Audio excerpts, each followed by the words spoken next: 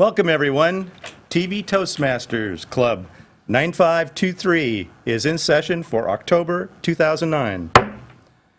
We are going to have a great meeting today.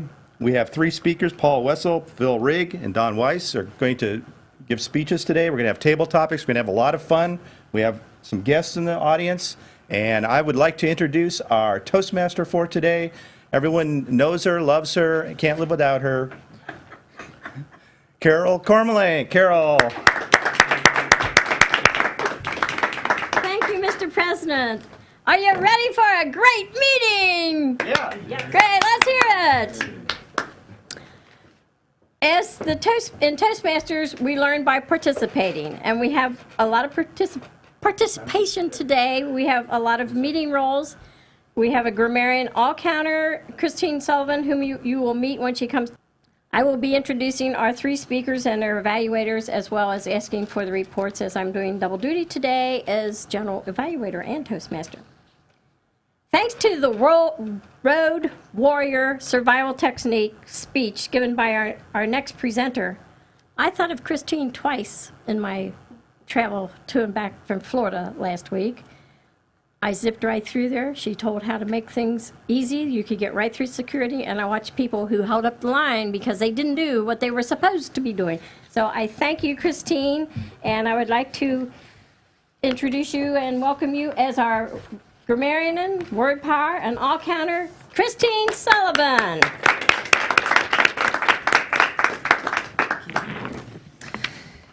As the grammarian, word counter, and all-counter, my role is to pay very close attention to all of the speakers, as well as the folks interim in between the speaking sessions, to count how many ums, ahs, transitional words that people use as a crutch to transition into the next sentence.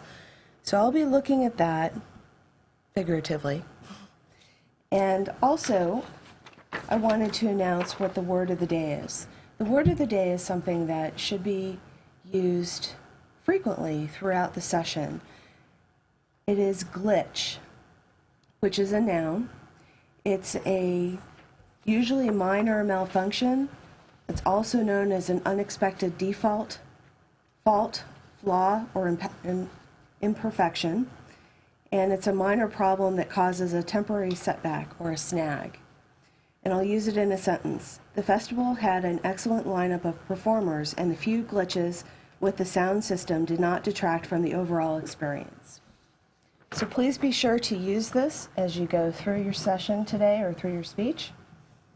I'll be looking for its usage. Thank you. Thank you, Christine. And Mary and I have already had a few glitches today, but we got here and we're functioning well.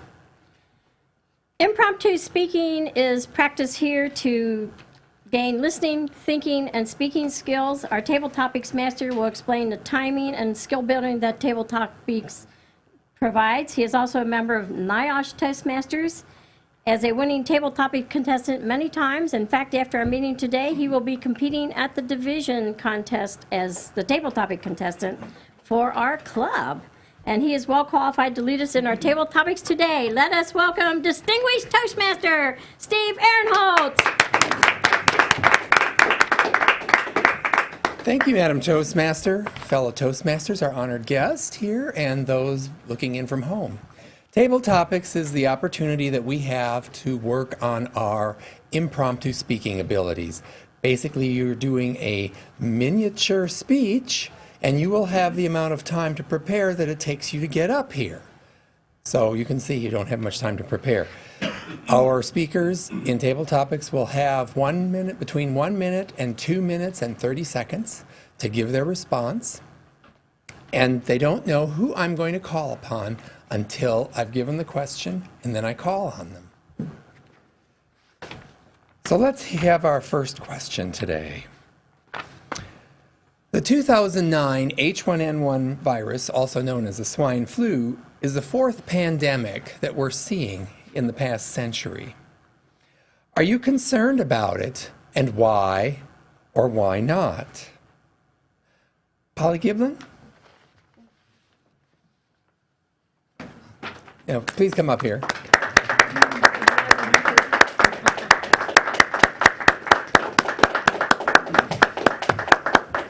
Do you want me to repeat the question?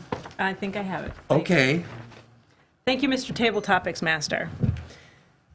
I'm concerned from the perspective that it does seem to be affecting more people in a more extreme way.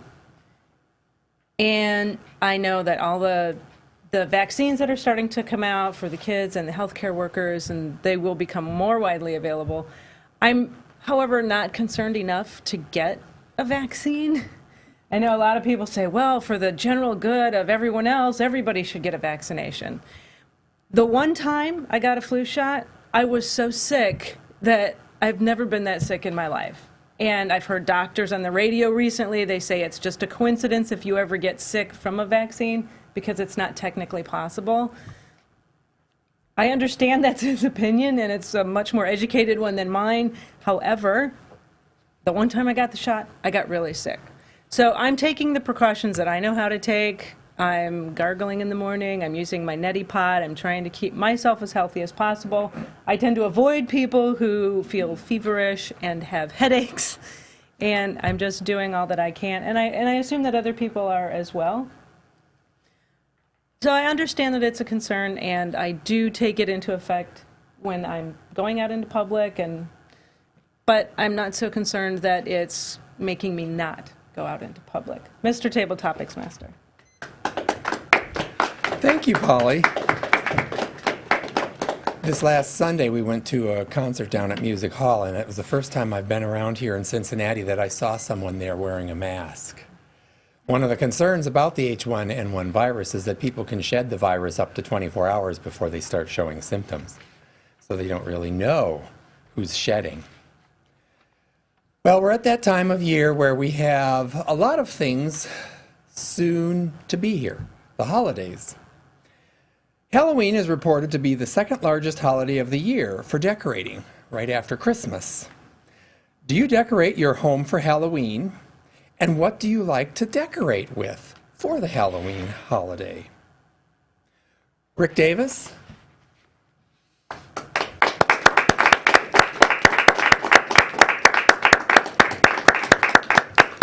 Thank you, Steve.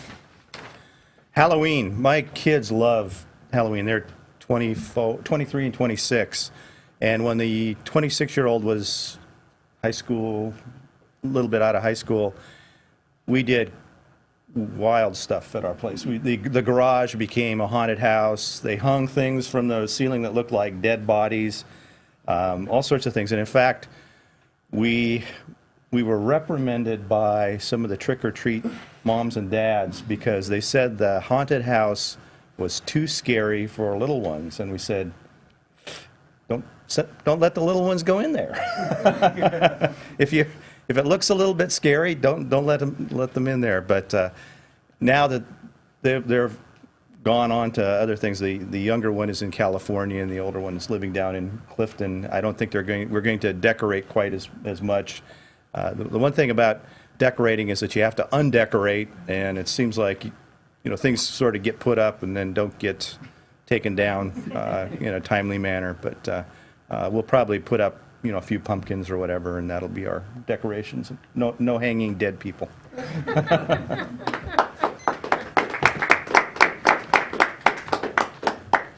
Thank you, Rick. And my wife's already got our skeleton butler hanging on the front door, and she put out the doormat last night that's got 3 skeletons on it, and she's getting out the jack-o'-lanterns. She does all the Halloween stuff. I do the Christmas things. Next month, we'll celebrate Thanksgiving. What is something that you are thankful for that has occurred since last year's Thanksgiving? Darren? Thank you. Mr. Tabletopics Master, fellow Toastmasters. One thing I'm thankful for that occurred this year, which really hasn't affected me in the past, is that I had one of my parents become deathly ill over the summer. And it was the first time I had to face the possibility of actually losing one of my parents. And my mother came extremely close to passing away. And luckily, she went to death's door and managed to come back, and now she's well on the way to recovery. So the one thing I'm thankful for, which I've lost people in my family before, but not someone as close as a parent or a sibling or a child, thank God. So the one thing I'm thankful for, which maybe I have more understanding of now than I did last year, is just the health of those around me. Because you don't really understand how important it is until you get very close to losing someone. And I was fortunate enough to come very close to doing that, but fortunate enough that she was able to make it through, and now she's well on the road to recovery. So I think I will, and my family will have a lot to be thankful for this Thanksgiving. Thank you. Thank you, Darren. Yeah, it's amazing how that can change a person's perspective as to what is and is not important. Okay, I think we have time for one more table topic. Let me see what I want to ask next. What is your favorite or lucky number, and why? Paul Wessels?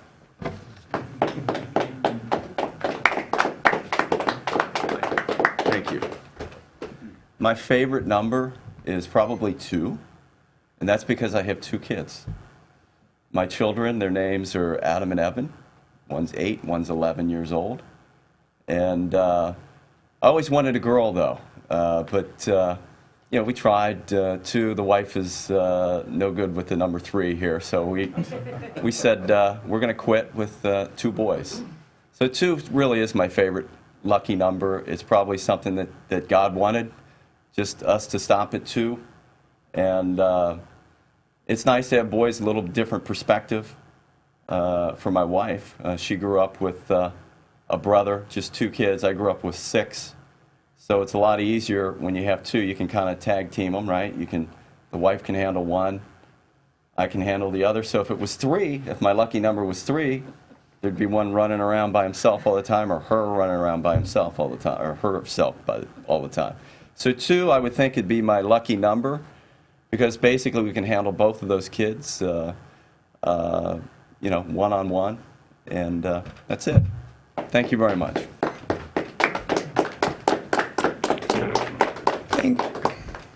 Thank you, Paul. Well, my sister and brother-in-law decided that they wanted a second child, and they wound up with a set of twins. So they had 3 running around. And when you say that you have 1 for each parent, I think you're right, because I'd tell my sister, well, you've each got 1, and then you have a free radical running around in addition to that, getting into things. With this, I'm going to conclude our table topics session for today and turn it back to our Toastmaster. Madam Toastmaster? Thank you, Steve, for those sobering table topics. They came off without a glitch. And you phrased the questions in such a way as to make us think before we replied. Rick, I couldn't believe your son is 26 years old, because I remember when I met you, he was a teenager worrying about finding some place where he could skateboard that the police wouldn't chase him. Can't believe that. Wow. And my lucky number is 3. Things happen in 3s. I lost my husband, my brother, and my brother-in-law within the last year. So 3 things, that's it for a while. The objective of speech number 2, we will now have our speaking portion, there's planned speeches, is to organize your speech by selecting an appropriate outline which allows listeners to easily follow and understand the speech. Make your message clear with supporting material directly contributing to that message. Use appropriate transitions while moving from one idea to another. Create a strong opening and conclusion in 5 to 7 minutes. Paul Wessels has been a member since June of '09 and is presenting his 2nd speech today. Medium rare. Medium rare, Paul Wessels. I'm Toastmaster. My speech is titled Medium Rare, and that's because I'm going to tell you about a very, very rare form of money. And this rare form of money, now I don't touch it a lot. I haven't touched it much in my lifetime. You may have touched it more than me. But in all places, I actually touched it as a child just a couple times. And it was at a church festival. What it was, my grandmother took us to a church festival.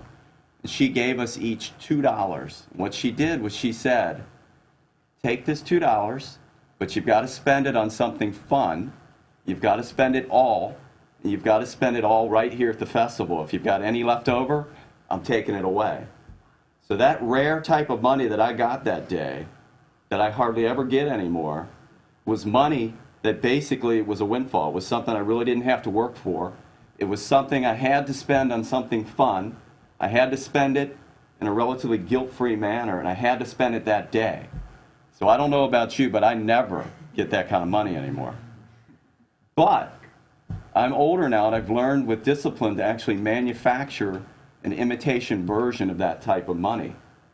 And what I do is, it's a type of money that I put aside a little bit over the year's time, and I actually sequester that money, and I put it into a bank account. And I use that money, and it kind of adds up over the year's time, and I use that money on something that's relatively fun, and I use it over a relatively short period of time, and I spend it relatively guilt-free, and I call that money my vacation money. So it's not the same, but it's kind of close. So what I do is, when I go to the bank over the year's time, I do the same thing every time. I go through the drive-through, and I take my check. I don't get direct deposit, and I put it all in. I take that check. I do the same thing. It's every month I have a little walking around money. I get $100 out. I always get it in 20s. I always go through the drive-through. They know me. It's the same thing. I don't even have to put my license in, the pneumatic thing anymore. Got it down pat. But the method, or the modus operandi, whatever you want to call it, changes a little bit when I go pick up that vacation money once a year. What I do is, instead of going through the drive-through, I park the car. Okay, I want to go in for this. What I do is I walk in with my paperwork and I put it on the counter, and the person behind the counter, she knows me real well, and the first thing she does is she does a double take. And that's because it's not $100. We're talking $300 or $400 here, right? We're going on vacation. So it's a little bit more money. Eyebrow goes up a little bit, but she still reaches back for the 20s because she knows I always get 20s. She starts to pull the 20s out, and I tell her, I say, no, let's not do 20s this time. Give me two 50s. Make the rest 20s. And so now she's really shocked. She's looking at me like, what's he doing? What's going on here? Is he going to go hurt himself, or what's happening? And I get my two 50s because I'm going on vacation, right? You got to have a little flash money on vacation. You never know. I'm going with my wife and kids, but you may, go to a bar or something like that. You flick that 50 out. So I get my two 50s, and then here come the 20s. She starts stacking up those 20s. It's a nice little pile. And what I do is I pick up that stack of money, and I handle it like a deck of cards. And I'll tap it, and I'll make that deck really perfect. And then a beautiful thing happens. I actually pick that money up, and I try to put it in my wallet. The money dang near won't fit in the wallet. Wallet won't even close properly. So that's what I call a vacation wallet. So I usually put my wallet in my front pocket because I drive a lot, and they say you should put your wallet in your back pocket because if you drive a lot, you sit kind of weird, and it hurts your back over a period of time. But when that wallet's full of vacation money, I take that bad boy, I put that wallet in my back pocket. And the reason I put it in my back pocket is simply because I want to feel it back there. I want to feel that wallet in the back pocket. I want to sit on that wallet when I'm driving home from the bank. So I put that wallet, I jam it in my back pocket, and I'm cool and calm. Now she's a little worried about me, but I'm cool and calm. She thinks, what's going on? I walk around, I turn around, as cool and calm as I can, walking out of that bank, but inside, I feel just like Grandma gave me that $2, and I've got money to burn, okay? So I walk outside, and I'll tell you what, it was like this in my 20s and 30s, that there's a saying, way to a man's heart is through his stomach. That worked real well in my 20s and 30s. I'm 46 years old now, so I'm telling you what, there's nothing like the feeling of sitting on a fat wallet full of vacation money driving home from the bank. It's almost better than going on the vacation itself. So instead of that rare money that Grandma gave me, that $2, I'll call this vacation money medium rare. And the reason I call it medium rare is because although it's rare, it's medium rare, it's still, I'll tell you, it's still very juicy to me.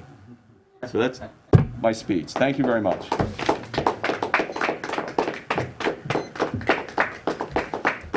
Great sense of humor, Paul. Thank you very much. All the education in the world won't help you get ahead in life if you can't express your ideas effectively. Every day, competition for advancement gets tougher and tougher. You need an edge. A Toastmasters club can give you that edge. A low-cost learning experience for men and women. Toastmasters gives you the confidence to express your ideas to anyone. Get the Toastmasters edge.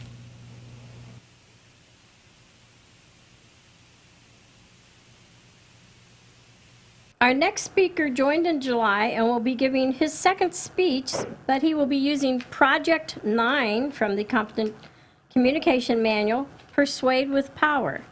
His objectives are: persuade listeners to adopt your viewpoint or ideas, to take some action, appeal to the audience's interests, use logic and emotion to support your position, avoid using notes, all of this in 5 to 7 minutes. Phil is in construction and he knows how to design and build. Little did he know when he joined TV Toastmasters how valuable those skills would become when, as a new person, he was asked to chair the open house committee. He will enlighten us with how each club member owns a share in making the open house successful. Let us welcome Phil Rigg, Bits Open House. Phil Rigg, Bits Open House. Thank you, Madam Toastmaster. Toastmasters and guests, how we doing today? Doing great? All right. I would like to thank Paulie and Michelle for being our guests today, and I'd also like to thank the Toastmasters that invited them. As a matter of fact, that's what I'm going to speak about today, is our open house, January 14th. We all have our reasons for joining or considering joining Toastmasters, whether it's to overcome a fear of public speaking or whether it's to improve and enhance our position in our chosen careers. So I don't need to stand up here and convince anybody to join Toastmasters because we're already here. However, in time, people may lose that fear of public speaking, or they may feel that they have all the skills, confidence that they need to promote themselves in their chosen career, and sometimes people just move away. Regardless, whether Toastmasters is a means to an end, or the third Saturday of every month just becomes too precious of a time to go out and practice public speaking, if we don't continue to grow, if we don't continue to invite guests, we're destined to fade away. So, I'd like to refer to the Competent Communicator's Guidebook. It tells me on this speech that I have to be a credible source. Well, the guidebook itself, amongst many of the tools that you get when you join Toastmasters, gives me the tools to be a credible source. So I've chosen, it gives you options. I have options to go help me organize my speech, and I chose the option by a Dr. Alan H. Monroe, noted communication PhD, and his terminology is called the motivated sequence. It's a 5-step approach. So what I'm going to attempt to do now is I'm going to attempt to persuade everyone here, and I'm going to try to persuade you to think. Think of people. Think of individuals. Think of groups, organizations. Think of your coworkers. Think of people at work. Think of PTA members, people at church. Think of organizations. Think of networking organizations such as the Chamber of Commerce or the Rotary Club. Think of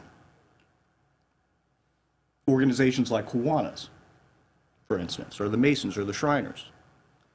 Think about all the people that can benefit from joining Toastmasters, whether it be in their career or in their personal lives.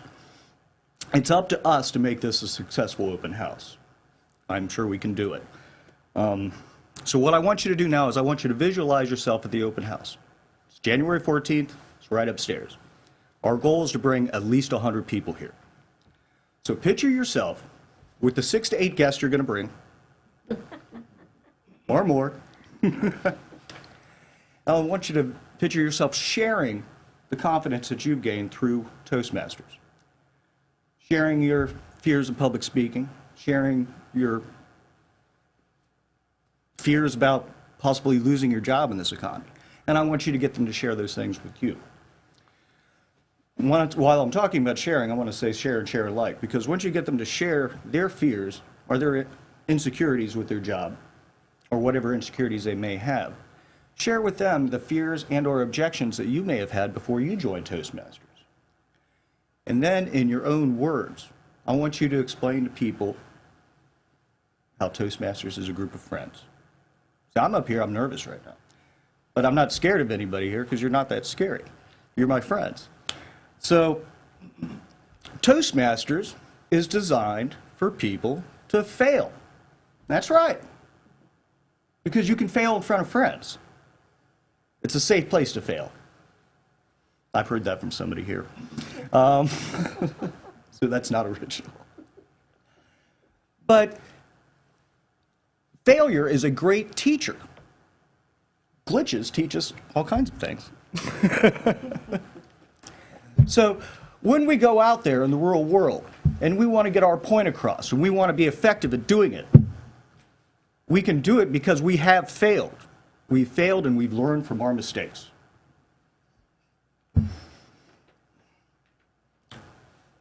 Like I said, we only get one chance out there. But to me, it's just logical.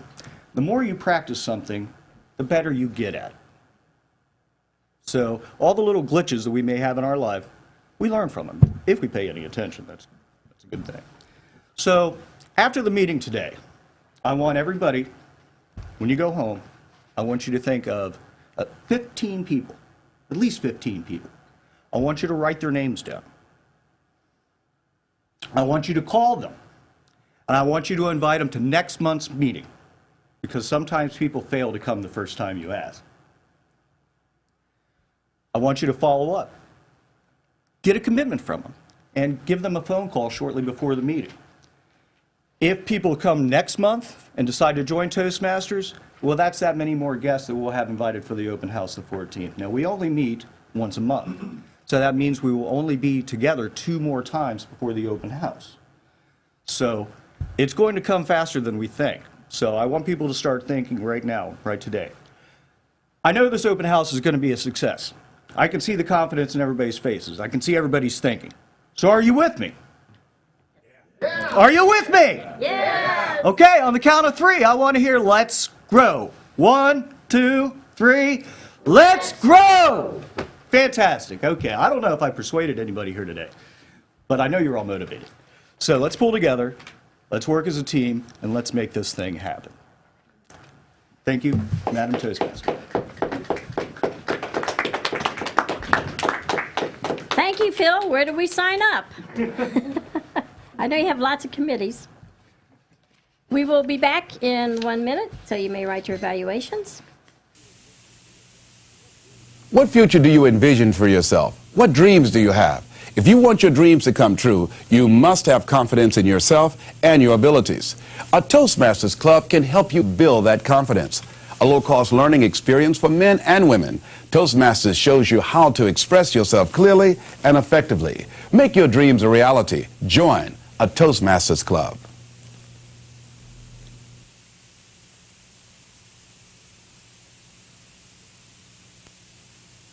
Today's speech is Project 5, Your Body Speaks. Being tied to the microphone, he doesn't have the opportunity to move quite as much as he would like, but he will use stance, movement, gestures, facial expressions, and eye contact to express his message and achieve the speech purpose. Make his body language smooth and natural, all within 5 to 7 minutes. It's hard to know. Don will help us to understand that in our complex world, it's hard to know what is true and what to believe, and he will help us recognize not to believe everything that we hear. Let us welcome Don Wess. Don't you believe it?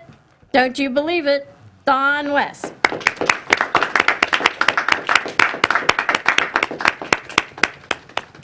Thank you, Mrs. Toastmaster. I appreciate it. The brain is a marvelous instrument. It's contained right here inside of our skull, in our head, which was in the way just a little while ago of the camera. And I know you've all enjoyed seeing the back of my head this morning or evening or late at night, whatever you're watching this. I hope there's no glitches in my speech this morning. There may be because of the big words, and I'm sure there's going to be other glitches also. But we'll try to keep the glitches to a minimum if possible. As I mentioned, the brain is a magnificent instrument. It's inexhaustibly knowable. I think we only know like 1% of all there is to know about the brain, the functioning of the brain. And I know less than 1% of that.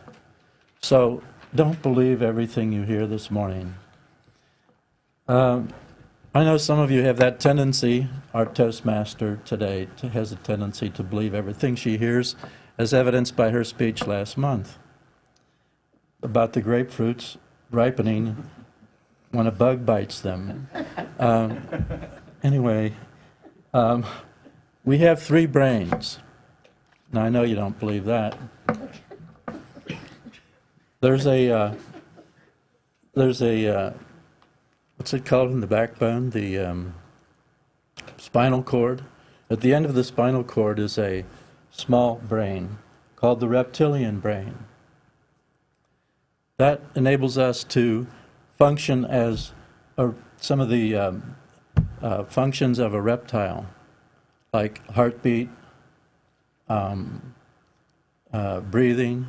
The autonomic nervous system is controlled by that part of the brain. Then covering that part is the limbic system. And within the limbic system are the amygdala and the hippocampus. So we'll talk a little bit about those later. And then covering that is the cerebral cortex that enables us to function as human beings. That gives us the executive functioning powers, the powers of reasoning and so forth. Now, there are millions of cells within the brain.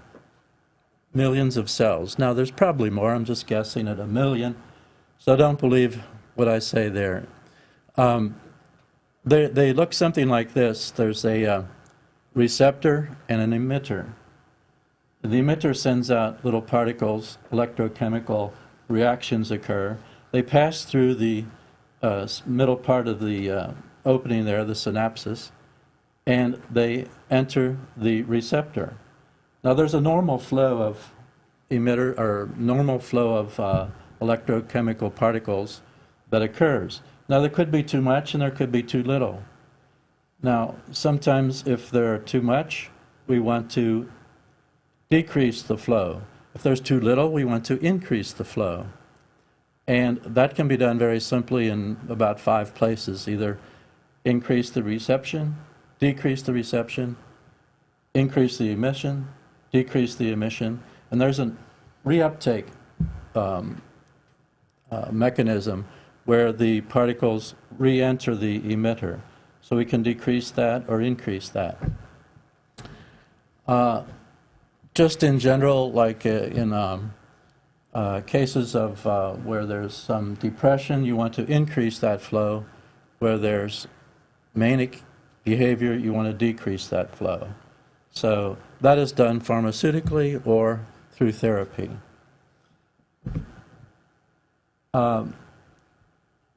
Now, just to give an example of one part of the brain in the limbic system, there's the hippocampus, which is sort of the center of memory, and there's the amygdala, which is kind of a center of emotions.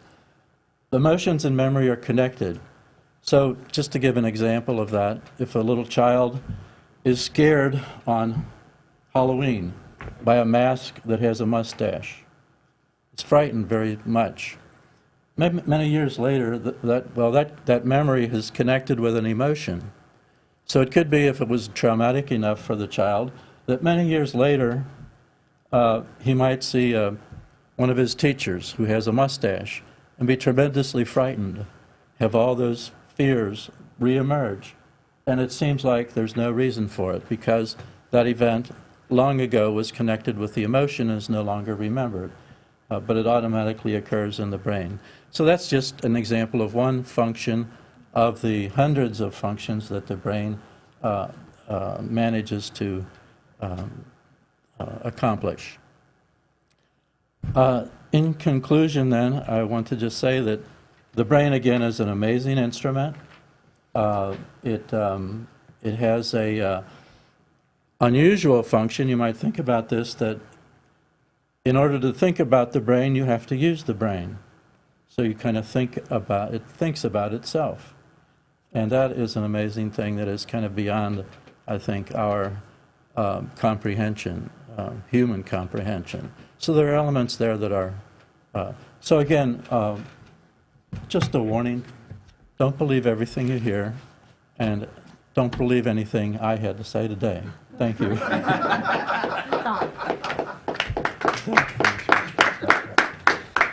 Thank you, Don. I believe everything you said.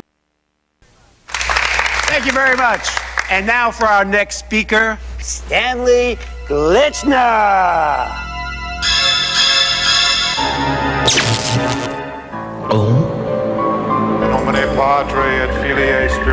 Speaking in public doesn't have to be a death sentence. At Toastmasters, we can help you overcome your fears.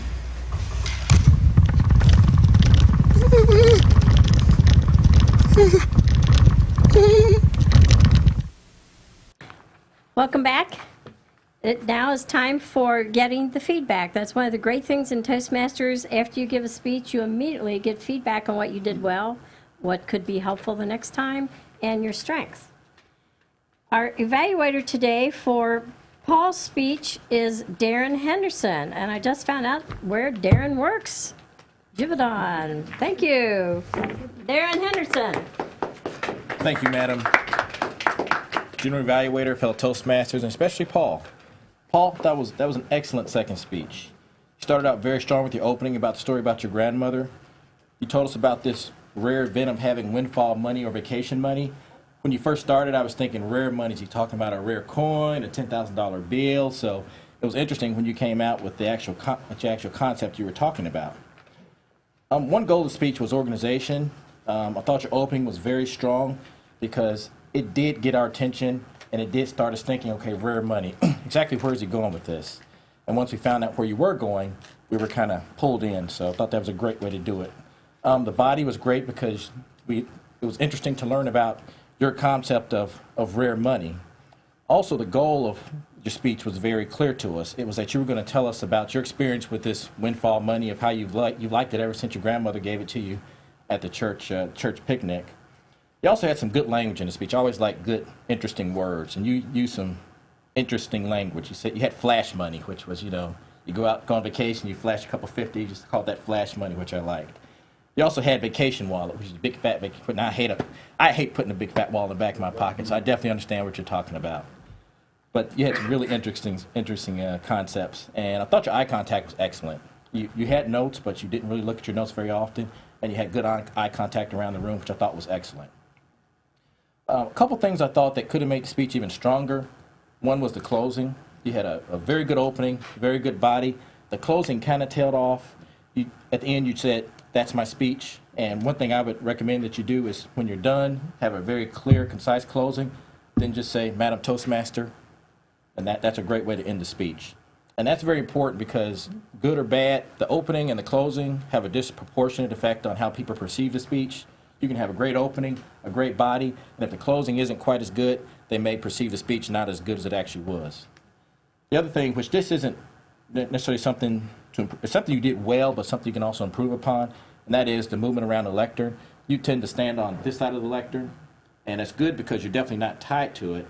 However, I think it may be stronger if you could, move around a little bit. And then, of course, we are tied to the microphone somewhat, but a little bit of movement would be possibly make the speech stronger. The good thing you do, though, is that you also have, when you have the wallet, you put it in your pocket, so you also have some hand gestures, which are very strong. But I think that you've already got most of it. It's just that maybe, I think some of it you do unconsciously. If you can kind of control some of those movements, I think it'll be even stronger. But overall, I thought that was a great second speech. It's obvious that you're very comfortable up here. I know you always say you're nervous, but I couldn't tell that you're nervous at all. If you were, you hit it very well. So I think you're very comfortable up here. I think you have a very interesting way of looking at things, a very humorous way of looking at everyday things, which I think will lead to some very interesting speeches in the future. So good job, Paul. Thanks. Thank you, Darren, for that wonderful evaluation. You have to be a contestant in our spring evaluation contest. Our evaluator for Phil is Rick Davis. Will give us the evaluation for Phil's speech, open house. Thank you, Carol. Fellow Toastmasters, and especially Phil, the objectives for your speech, which actually is speech 9, but it's your second speech, which is fantastic. I think you did a great job. Persuade listeners to adopt your viewpoint on or ideas or take some action, appeal to the audience's interests, use logic and emotion to support your position, and avoid using notes. And I think on a second speech you can use your notes. And Carol used her notes for the first 20, 30 speeches. I think you did a great job. You spoke with sincerity. You presented the information. I'm looking forward to January 14th. I think it's going to be a great meeting for all of us and a great opportunity to tell the community about us. I think you're a credible source of information. I think you, the only learning point that I would indicate is that your opening was a little bit weak. I think, and part of that is just your experience. You haven't had a whole lot of experience with openings. But there are a number of ways you can open a speech, and you need to really hit us with an example, a question, something to get us really thinking and really excited about what you have to say. But your closing, on the other hand, was fantastic. Let's grow.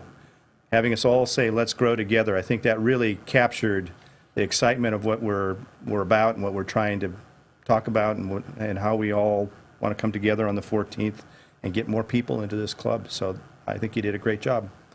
Congratulations, and we'll look forward to your future speeches. Carol? Thank you, Rick. Our next evaluator, Jerome Manigan, he does a lot of giving feedback as principal of his school, and he will be evaluating Don Wess's speech. Jerome Manigan. Thank you, Madam Toastmaster. Fellow Toastmasters, first of all, Don, was your speech a factual presentation? No, so we shouldn't have believed it. Well, it sounded pretty good. I mean, you could have made us to believe it.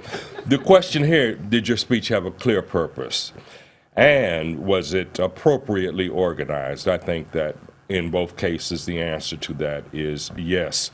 Words and arrangements of words effectively communicated your message to the audience. Now, I was to answer a series of questions. Topic selection, did it facilitate body language? I think it did not, and I think that some of that is because you are tethered to this microphone. Good topic, interesting, but I'm not so sure that it facilitated body language. Your preparation was good. Manner, I think that there was a little nervousness, and I think there was a little nervousness because there were so many ahs, pauses.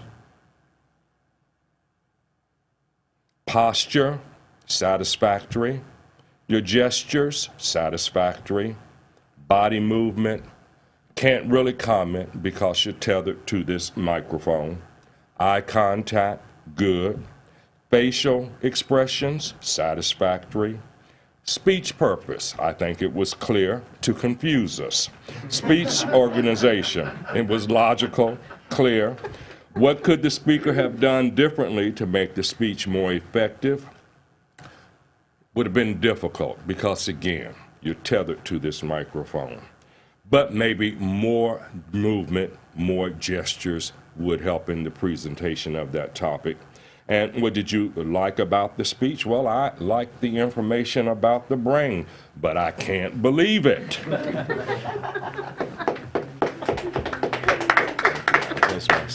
I believe it, Don. It goes along with everything I read. Thank you. Our next report is on the killer fillers and other glitches that we had today, and Christine Sullivan will be giving us our all-counter grammarian report. Let's welcome Christine Sullivan.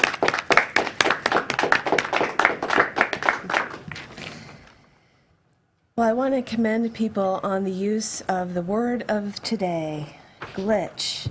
Carol used the word twice, Phil used the word twice, and Don used the word 3 times. So thank you very much. It's amazing what you can find a use for that word, glitch, especially when you're standing up here in front of a microphone and cameras and bright lights. Thank you very much.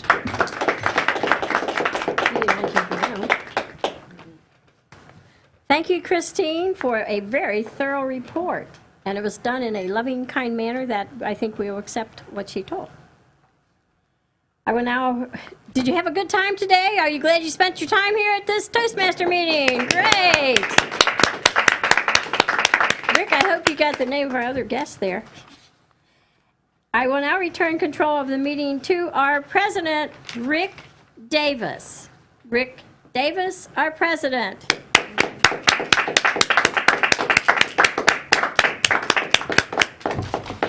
Thank you, Carol. Let's hear it for our Toastmaster for the day. She did a great job. All right, there are a couple things we need to talk about. We have some guests today, and I would like to invite them to come up to the lectern if they would like to. Michelle Henneke.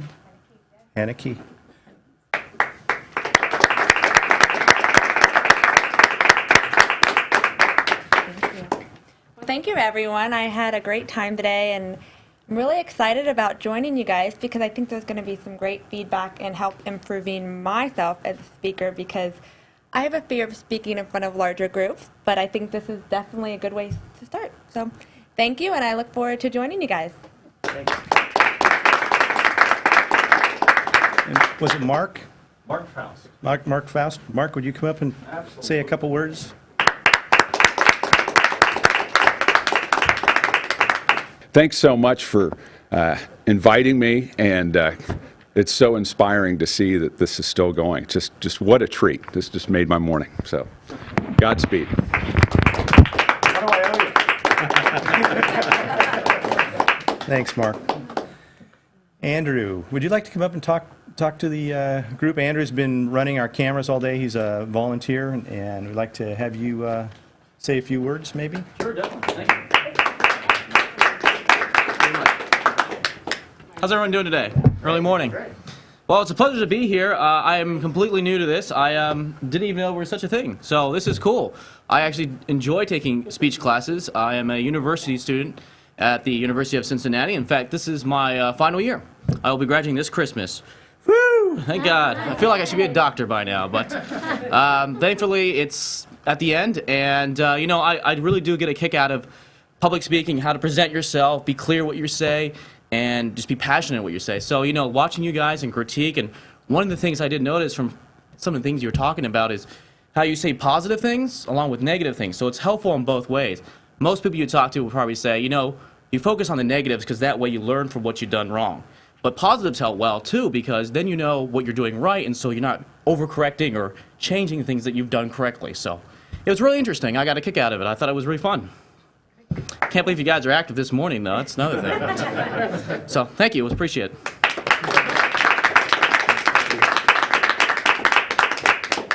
Our area governor is visiting us today, so Polly, would you like to come up and say a word?